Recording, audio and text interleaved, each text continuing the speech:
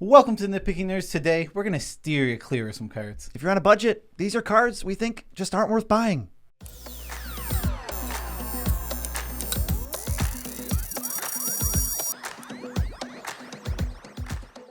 I'm your host, Joe Cherries. I'm your host, Beezy, and that makes us the Nitpicking Nerds, bringing you daily content as usual. So go head over to Patreon, and you can support us and our daily content, and we love you for it. Yes. Or there's a link in the description. Thanks to TCG Player, and I didn't forget, because how could I? They're our affiliate, and we love them, and when you buy cards through the site, you help support the channel. Yes. So, hopping into today's video. Today, we're going to go over cards that we just feel like it's not worth spending your dollars on. If you have any sort of restriction on budget, which most humans do. There are some humans that have a lot of money. Buy these cards if you want. If you have some restrictions on your budget, we don't think these cards are worth buying. That's not to say that they're not necessarily worth playing, but just that the price tags are too high for what you will get. Yeah, talking about like a reasonable budget, I think a lot of these I start to question even on like a $700 budget for like, what's the average cost of your card? What are you willing to spend on something? If me and Joe usually just build decks to be like, all right, I'll pay whatever I need to within reason, without sans like Mana Crypt and that kind of stuff. Mm-hmm. And I've definitely avoided buying some of these cards because my deck just have some kind of budget. I'm just trying to have fun. I don't need to make it the best. But when I do, I'll buy most of these. Exactly. So let's hop right into this. The first one is Phyrexian Arena. It's $16, and I just think the draw in black is so cheap. You can get it for nothing that I just would never spend $16 on Phyrexian Arena. We did this. It was higher a little bit ago. It's actually gone down to 16. It would take you 16 turns of after playing this to draw the number of cards per dollar. That's going to take forever.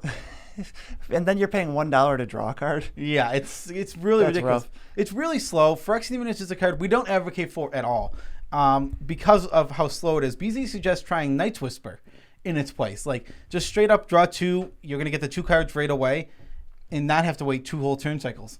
Phyrexian Arena obviously has a higher ceiling, but I mean, I don't know. Some games it just draws you 2 cards, gets swept up by something, and then it's like, oh, I could have just played Night's Whisper. What? Phyrexian Arena, it's just what we said. It was like a rock solid C.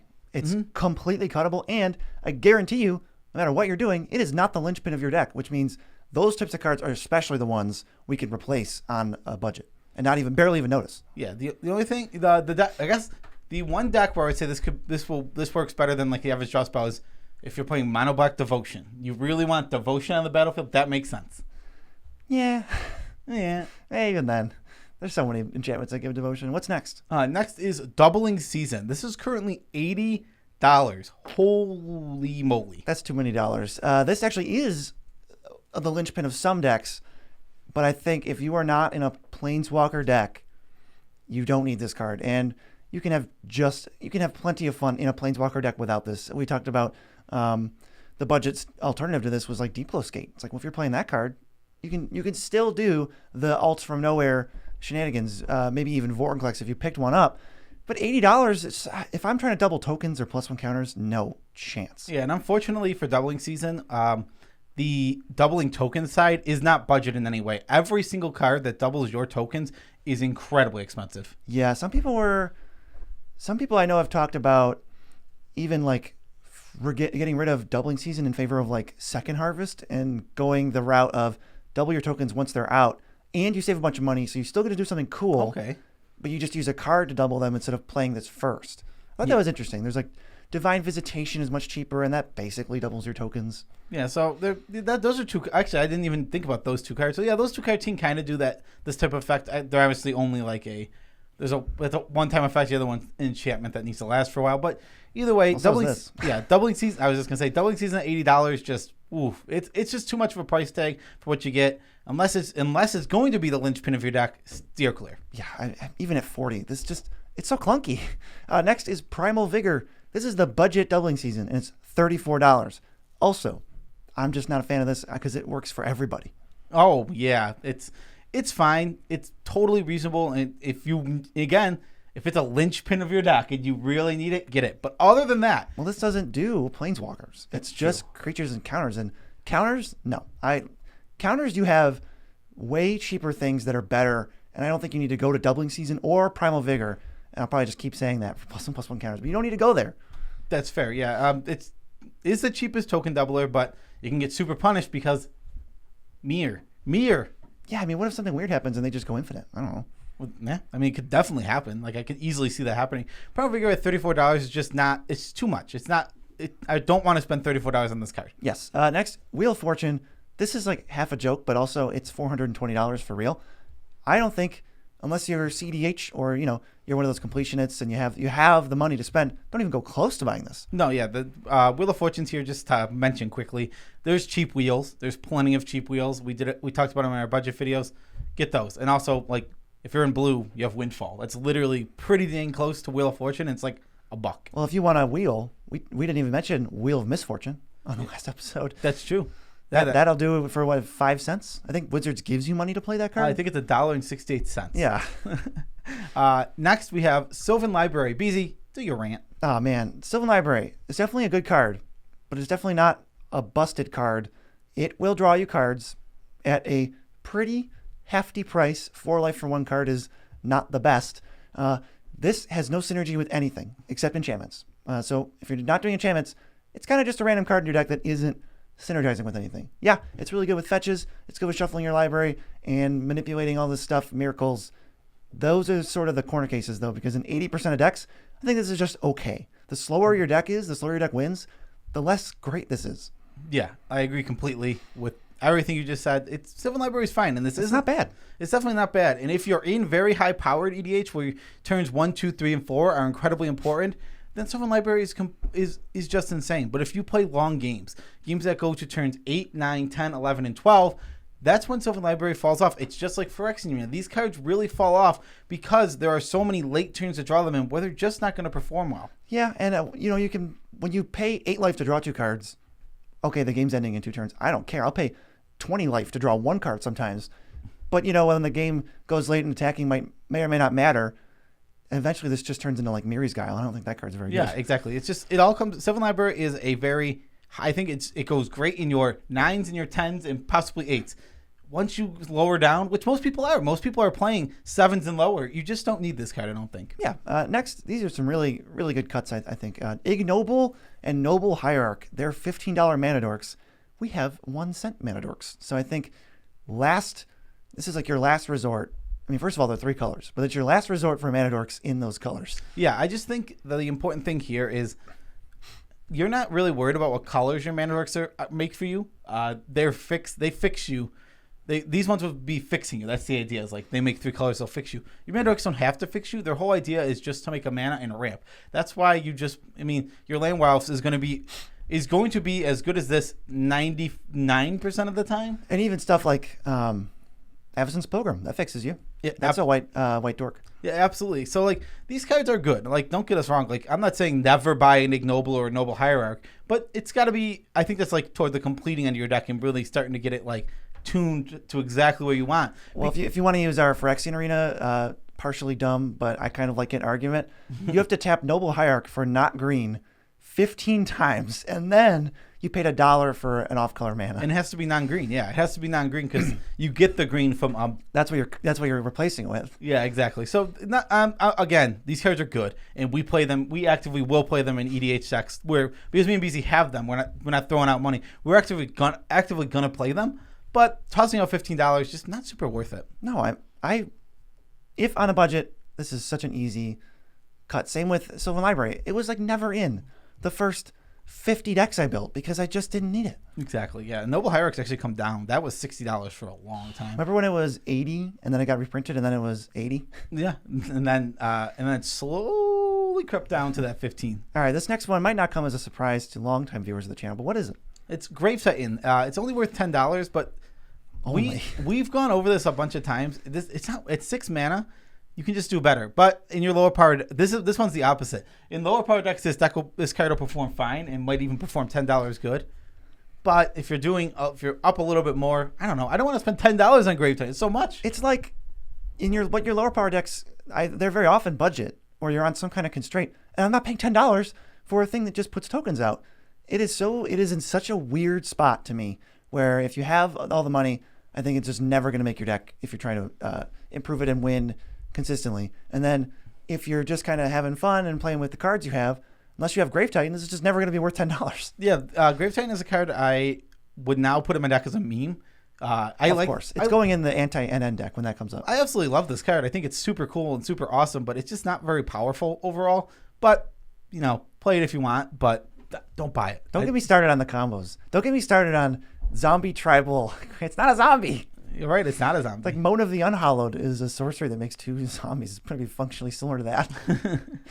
That's not a zombie. Yeah. That goes in zombie tribal. That has flashback. Yeah, what's next? The next is Mana Vault. This is, even back when it was $30, I would think this is an easy cut. This is $65. And not cut, I mean, sort of like cut it from your wish list. Yeah, don't buy this. I agree completely. Mana Vault's not worth it, except for in your high level EH decks. And the same. This is a bunch of cards have been like this, where it's like if you're on that high end where you're like, okay, I want to get every single percentage point ever. Yeah, this card's gonna be fine.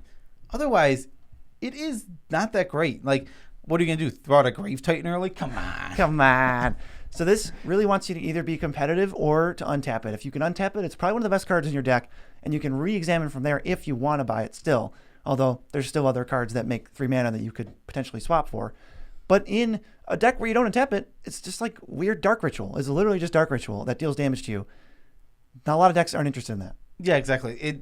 That's a great way to put it. It's a Dark Ritual that's kind of reusable. I guess it is. I mean, you basically... It's a Dark Ritual where you can pay 4 mana to return it to your hand from your graveyard. Yeah. Right? I don't know. What a weird card. Yeah. It's such a strange card. And you have to do that in your upkeep, too. It's obviously good. The top tier decks play it, but that's because the game's over on turn 4. I've seen this many times just be, that didn't really do much. Yeah, exactly. Your Mana Vault is very good in your top tier games, where it's the same thing like we said with Sylvan Library. You're so crunched on time to make things happen. Not in regular Commander. Exactly. Your first 5 turns are so important. Or three turns, actually. Your first 3 turns are so important that this Mana Vault is going to perform insanely well. Right. And yeah, Mana Vault's good. $65 good for your remote budget deck? No, not at all. No. This next one I am highly against. It's land tax. It's $32. I don't get it. I don't understand the land tax hype. I know what land tax does. You have to have less lands than the players, and every time you get 3 lands out of your deck, there's this idea of thinning. Then people love to do if you're in red, you get to loot those away. But it's like you're jumping through hoops to make land tax okay. Yeah, it's a little weird. I don't know where I stand on this. I think it's a little overrated. I mean, I get what you're saying. I kind of feel that, like it's a little bit overrated. I've played it, and it feels like Lay of the Land sometimes. Where, once you search for 3, you don't really need to search for anymore in terms of the actual utility. I just think it's a little bit overhyped, and I don't think you need to spend $32 on it. White is the second best color at ramping. You're good. You don't need land tax. Yeah, and I've never played land tax, and I've never had an interest in land tax. I'll be honest. It doesn't ramp. I've played plenty of white decks, and I never go, hey, this deck's missing land tax. Yeah, it's also another one of those. Phyrexian Arena Sylvan Library adds 0.0 synergy. Yeah, I've never played land tax, and I've played a deck that's had land tax, and I've even cast land tax, and I remember going, I get 3 the first time, and then the second time I get 1 because my hand's always full, and then it stops doing anything. It's kind of awkward if you don't have a way to use it after you discard them, that it doesn't ramp. So if you are ramping, it doesn't work. But White's actually getting better at ramping now. Yeah. So yeah, pass on land tax for me completely. What is next? It's literally on Dark Realms. This is $22. It pluses to get a swamp, minuses to maybe kill a creature. And herself. And the ultimate's decent, but I don't know how you reliably ever get to this ultimate. It doesn't protect itself in any way. The +1 is draw a card, but it's draw a dud. Not maybe you need to hit a land drop. This is a card that I will never play. I don't get it with this card. It's too expensive. It's like Pilgrim's Eye, the Planeswalker. Yeah, it's like if people are playing Liliana of the Dark Realms, oh yeah, it's $2. Yeah, people are playing that. Makes sense. Yeah, that is what I get, but this is just like Grape Set. You're on a budget. Why would you ever need this card? Your deck is capable of winning. This card isn't helping you. I wish I could list so many Planeswalkers. Oh yeah. Just Planeswalkers that are better than Liliana, that are mono black and worth less. There's probably 6 or 7. Probably some of the uncommons from War of the Spark are just better than this. I just think this is really close to a blank. Yeah, it's not good. I don't like this card very much at all. I've seen it ultimate even, and it did win the game, but I also don't know why we didn't kill it. I blame us for not killing it. I don't really think that the card, rightfully got there. No, not rightfully. I mean, it was rightfully didn't look threatening I guess that's what it was. Maybe. I think, but that's on us more so than, man, you played Lily before you knew it. Yeah. The ultimate, and you drew 4 swamps. What do you got next? Blightstill Colossus. We love pooping on this card. At $48. It used to be $90. Now it's $48. And I don't think you're getting a bang for your buck. We always talked about, my favorite thing to joke about is it's the only 11/11 trampler that gets blocked by a 2/2 and has no impact on the game. Yep. So I want to say something. I think there's something important here for me to say about Blightstill Colossus. We hate on Grave Titan in a lot of ways, but I think Grave Titan has a lot of fun homes and a lot of decent and fits in decks and does the thing, even though it's overcosted for what it does. I think Blightstill Colossus is actually just bad. I don't think it even has homes. I don't think it needs. It's not. You don't need to look for the cheap Blightstill Colossus. Like with Grave Titan, you can go, oh, what are cheaper ways to make those 2 tokens? No, you don't need any of that. I think Blightstill Colossus is an overrated piece of junk. I think this card absolutely is not good. It's just I always hear it that you cheat into play. That's what you do. You cheat into play. I don't want to cheat this into play. It needs to attack way too many times to kill a player. If a player has an empty board, okay, then it'll kill them. Okay, but I could have killed that player anyway. Has nothing on his board. Yeah, they have an empty board. The Eldrazi do such a better job of this. And how many Eldrazi do you need? Some of them are less expensive than Blightstill Colossus is. And when you hit somebody, if you're not proliferating or taking them up more poison counters specifically, you spent a lot of resources on nothing. And it's so hard to connect. And how many connections? You need 3 full connections, 3 turns to end a game. Let's also be... So you mentioned the Eldrazi. They're not on here. They're overpriced as all holy heck. Yeah, but we talked about them in the budget replacements. Yeah, but I'm saying, like, they're not on here because, like, if you spent $60 or $70 or $80 on your Emrakul, your Kozilek, your Ulamogs, I'm not going to fault you. Those cards will perform $80 good. Blightstill Colossus is not going to perform $48 good ever. It's like a $5. It feels like one of those $5 mythics that can close because they're just so big and they have enough text. But I think almost any reasonable substitute would do the same thing. And I think a lot of people get distracted by the infect on it. Yeah, exactly. And it's like if your deck doesn't have any other ways to work with the infect at all, it's really, really bad. It's like another one is like, what about my Perforos the Bronze Blade deck? I just cheat into play and I attack. It's like, again, do they have 0 creatures? Because only if they have 0 creatures will they die. Right. I mean, Perforos sacrifices it, right? And then it goes shuffled in somewhere. Mm-hmm. Yeah. So I'm never interested in playing Blightstill Colossus, even if you're cheating it in. No, thank you. Yeah. Maybe if there's one infect trample kill card I would play, it's Triumph of the Hordes. Yes. Because that will kill everybody at once. See, here's another one coming up next. It's Bellfire Dragon, $36. But this is one where I say, I see the appeal, I see the goodness, but like Blightstill Colossus is so much worse. I don't even see the appeal and the goodness. It's so bad. Yeah, Bellfire Dragon, if you give it haste, or if you can live in a world where you can wait to untap it, it wipes somebody's board. That's pretty sweet. Yeah, exactly. So Bellfire, but it's $36 ultimately. For this mythic dragon, I feel like these clunky mythic dragons are supposed to be like $5. It just hasn't been reprinted is the issue since Innistrad, which is going on like 10 years old now. Please no. I'm dying. My mortality. Yeah. So like Innistrad's just so old and it hasn't been reprinted. This card needs a reprint. It's a cool Timmy card, but ultimately I'm not gonna shell out $36 for it unless in one deck I will, and that's Xenagos because Xenagos takes advantage. This thing's always gonna have haste. Oh, this thing's insane with haste. It's gonna literally blasphemous act somebody, but they also take 12. Yeah, that card. Now that card's good. That card is gonna be really strong every single time. I don't want to shell out $36 for this card almost ever. Yeah, it's another one in like budget. No, competitive. No, middle. Not on any deck we recommend. It's a classic. Do I have it? If you're building with your collection, you're like, hey, I opened one pack. Oh, wait, this was reprinted. How is it still $36? It was in the Graveyard Masters, Ultimate Masters. It was in Ultimate Masters. Yeah, what the heck? It's still $36? Dang. Twice as bad. Oh, my God. I forgot that. You made me question my mortality for nothing. I'm sorry for making you question your mortality. But, yeah, like, if you open one out of Ultimate Masters and you're like, hey, I really like this card, throw it in your deck. It's a cool card. And it will do a lot when you untap with it. Yeah, if you get to hit in, boom. Next, Force of Will and Force of Negation. These are both hundos, $100 bills to get a free counterspell. Free counterspells at 100. I'm backing off a little bit. They're cool. They're good. They're great. They're even one of the best things you can do. These are incredibly good. Don't confuse us as saying Force of Will and Force of Negation are not good in Commander. They are, I believe, A's. I think we gave them. Yeah. When we were grading, these cards are very good. $100, you're not going to get your $100 worth out of this card unless you're playing CDH. You talk about Swan Song. How many times you have to? So you have to have a blue card. You have to like. I'm trying to think of the getting your monies back or how much money mana. Like you pay 1 mana for a Swan Song or 2 mana for a. Let's just do a counterspell. A counterspell, yeah, just a counterspell. Man, so every mana you save, if you counterspell 50 things, you'll have spent 100 mana. So Force of Will would have saved you 100 mana for $1 put you down 50 cards, and it was $1 each. Yeah, so it starts to get so. I don't know if this is productive, but it starts to make every Magic card sound like it's not worth buying. Yeah, but Force I don't buy any Magic cards now. Yeah, Force of Will and Force of Negation are they're too pricey overall for any deck that's not hyper competitive. If you're on any sort of restricted budget, stay away from these. I have a deck with Force of Will now because I was able to trade for one in the past year. But I literally never played Force of Will. I know how good Force of Will is. Never put in a deck. Yeah, I had a deck that was pretty competitive too. It was definitely on the 8 or 9 scale.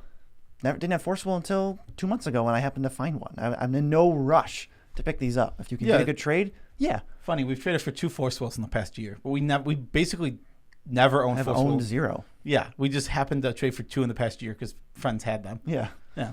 I guess maybe that's something too, is wait for a trade. Don't spend cash money on these cards. Yeah. Up next, Senseis Divining Top, $60. The way I have to say this again, if you're not in hyper competitive decks, this will never get you your money's worth. Oh man, I don't want to do the math calculations on this one. It also has no synergy with your deck. It does have synergy with some decks in almost an irreplaceable way. Like if you're trying to miracle or care about the top card of your library being a forest or a creature, then yeah, you're getting some work out of this as part of infinite combos too.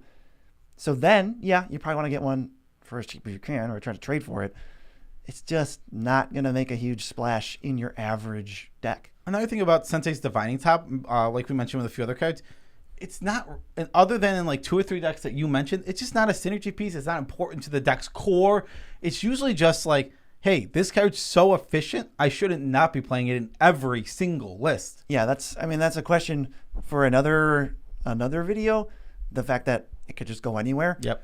But you look at some of these like Phyrexian Arena, Sylvan Library, Mana Vault, Land Tax, Blightstill, Senseis Divining Top. None of those have synergy with anything. If you just put them in your deck, imagine taking out those 6 for 6 cards that have similar effect, maybe are worse, but have synergy. Now your deck gets to do the thing you built it to do better and win more consistently when your cards are on the table versus when you're in top deck mode. You now have a 2% better chance of winning with these cards. It's so much more fun to go the other way. And I think in a lot of cases, it's also stronger. Yeah. I think Senseis Dividing Top, if you have no budget restriction at all, goes in pretty much every deck, bar like 3 archetypes probably in the whole format. But yeah, I'm not spending $60 on it to put it in my Merfolk tribal deck. Yeah, it probably belongs in it because it's so good. Could go. It's just like I'm not spending $60. I can get my whole dang Merfolk deck for $60. You probably could. Lastly is a tie between 10 cards. It's every fetch land that costs, pay a life, get a mountain or a forest. Yeah. These are, again, these just, the only reason I play these in all of my decks, and they are good, is because I have them. We got them from Modern years ago. I've picked up Fetchlands. I've never gotten rid of many Fetchlands. I just keep them aside and never trade them. And that's why I have a bajillion of them. So I just have them for decks. If I had to be purchasing them every single time, I think I would never do it. Maybe now, if you really want fetches, there are some pretty cheap fetches like your Marsh Flats and your Arid Mesas right now. You can get those, but oh, good God. Just even a recently reprinted Misty Rainforest is $50. They're never going down past, like, unless you can never get a fetch land at $5. Unless they actually ban them in the formats that should be banned in. Right. Maybe keep them in EDH. Commander. We follow. This is when we actually follow. We do not buy fetch lands for Commander decks. Oh, never. So like, it doesn't matter that we happen to have 30. We still have decks that are missing fetches that they could play, even on color fetches. And we just don't have them because screw that. I literally just like talking about, let's see, my Tybalt deck. I needed fetches for my Modern deck. So I took the one out of Tybalt. Tybalt just has no fetches in it now. And I'm not going to buy one for Tybalt because screw that. they're just so much. And I think what is a Bloodstain Layer worth? I don't even know. I think it's like $30. Yeah, the allied ones are more expensive than the lower end enemy ones now. Yeah, it's crazy. I remember they were so cheap for so long. I think Windswept Heath went below 10 because it was reprinted in a deck. It did. I mean, it's crazy that they're just back. They've just risen up. They were in a standard set not too long ago. Well, while I was playing, it feels like it wasn't that long ago. It was probably 8 years ago. It was so long ago. Oh God. Your mortality. My mortality. No. Yeah, I think Fetchlands are an easy cut from your mana base. Your mana base can still be borderline perfect without Fetchlands. Yes. The one thing you lose is like landfall triggers on your Titleist tracker. Start to consider them at that, but you have so many budget Fetchlands that you might not even notice the difference. So I hope nobody confused this with unplayable cards. These cards are not unplayable, or we don't even say. I would actually say, let me just look. Other than maybe Grave Titan and Blightstill Colossus, Liliana Dark Realms, I would play every single one of these cards. Phyrexian Arena and Primal Vigor also. Phyrexian Arena, Primal Vigor. So like, there's 5 cards on here I probably wouldn't play too often. The rest of them, personal. The rest of them I would like land tax, get out of here. I would actively play, and they are good cards. But I'm just the cash. It's the cash value to the cards you're getting. It's not worth it. Too high. End the video. Special shout outs to every single one of our patrons. We love you all as much as we can without making you uncomfortable. You guys are awesome. Thank you so much. You're scrolling on screen. The ever increasing ranks of the poopy babies continues to grow. And if you want to help us in a way that isn't Patreon, because that's sometimes complicated, it's a lot of numbers. You go to TCG Player, click, check out. Boom. You started with the link, so TCG Player says, hey, that's great. We're going to send money to the Nitpicking Nerds because of you. You spend nothing extra and support the channel anyway. That's amazing. It is amazing. So what else? There's something else. Tidbit. Well, Discord. You can hop in the Discord, play some EDH games, chat with us, send us messages, whatever you want to do. I think the tidbit should be that you played 2 Commander games with Kurohitsuki, JP Awesome, and Bobby Christine. Bobby Christine? Yeah, Bobby. I think she's a streamer too. Yeah, we played 2 games yesterday. They were really fun. I won the first one with my big old Stompy deck. I called it. I knew you were going to win. I was watching on Twitch, trolling you every 5 minutes. Why did you know I was going to win? I just knew. I looked at your hand and I said, you're going to win. And then you're like, no, I'm not. I was like, yeah. All I had was like a Chandra's Ignition in my hand. You were at 47. Everybody else was at like 16. Yeah. Garrett Hens gave me like 20 life. Now, one year the game was Rhythm of the Wild. Yes. None of my creatures could be countered. They had haste. And they all had like time walk every time you play a creature, and none of them can be countered by the control deck at the table. Yeah, it stayed out all game. Like, literally, Rhythm of the Wild was just on the battlefield, making all of my creatures unblockable and hasty. I think we would have won even sooner, but there was, like, political deals to keep other people in. Yeah. To save some damage, and I was like, yeah, Joe's going to win. But I didn't see the second game. I was also playing nice. I could have eliminated Bobby really soon, but it was more fun to have Bobby in the game, so I left her in. Yeah, I mean, it's a Twitch game. We're just hanging out. Yeah, I mean, almost all games I play like that, where it's like, this is more fun. Yeah. I make decisions that are just more fun. In the second game, Kiro just went infinite. Yeah, he went infinite with... He wrecked you. Yeah, Basalt Monolith and Sidrus, or what? Yeah, see, when I'm on there, I would never let that happen. I would just beat everybody always. Okay, well, that's true, but BZ never shows up because he's a bum. Never shows up. Maybe I'll do it 2 weeks from now or something. Okay. Peace out, Tribe Scout.